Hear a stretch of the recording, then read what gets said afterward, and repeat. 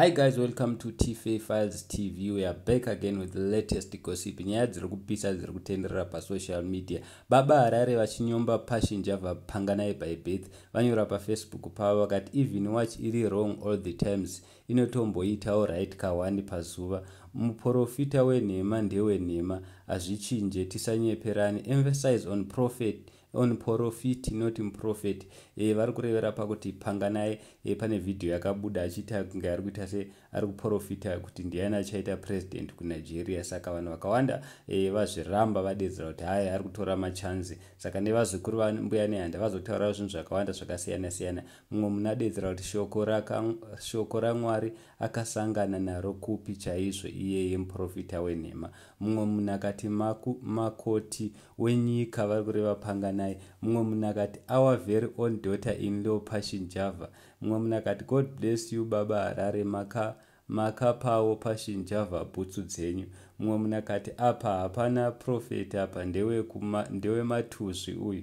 Mumwe munhu akati vanodya zvevapfupi nekureba. Mumwe munhu akati chipo paunonzwa ndipo paunonzwa rimwe richiti prophet munondimotivheta pakadai so. Mumwe munhu akauya akati ragara rongoonekwa kuti ihure maitiro aro ziprofeti panganai. Mumwe munhu akauya akati ichokwadi Baba Harare gwavha igwavha harife rakachinja. Mumwe munhu akati gudhu wezvira panganai Java uyu haasi muprofeti mwana wehure. Mumwe munhu akati our very own Lasizwe. Mumwe munhu akati ibitterness yemanama here iyi nhai.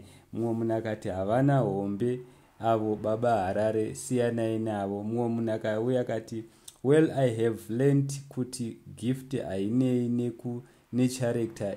He might have a bad character but atori a prophet ane calling. God does not take away chipo because of sin. Look at David. Mumwe munhu adaro. Mumwe munhu akati zvimwe zvacho zvakuda kutomboongororwa njere izvi. Mumwe munhu akati ini ndosaka ndichida kuzvinamatira ndega hangu izvi zvanapapa vanopfeka dzevakadzi bodo. Mumwe munhu akati Passion Java bhutsu iyo inoda vakasimba saCity Father, iwe unowa nayo iyo. Mumwe munhu akati profita and prophet kikikiki. Mumwe munhu akati madungwe anopenga zviri nani kudarika uyu anonzi panganai. Mumwe munhu akati uyu anongoda kupfekedzwa mataya mopisa chete. Mumwe munhu akati ava kutopenga. Mumwe munhu akati vave kupesana nebrain uyu kikikiki. Mumwe munhu akati prophet my foot musataura zvamusingazivi. Ndonyaya yangatauya nayo guys. Vanhu vari kuzviramba. Video rakatenderera prophet vedu vanonzi panganai vachiprofita zvinhu zvakaitika kuNigeria, asi vanhu vari kudedzera kuti tiudze nezvichaitika muZimbabwe. Prophet yako iyi yakangofanana nekusuperbet kana tichitamba mabhora because tongoti both team to score. Iya inonzi gets work, hapana zvavataura. So thank you so much guys. Don't forget to comment down below. I'm out.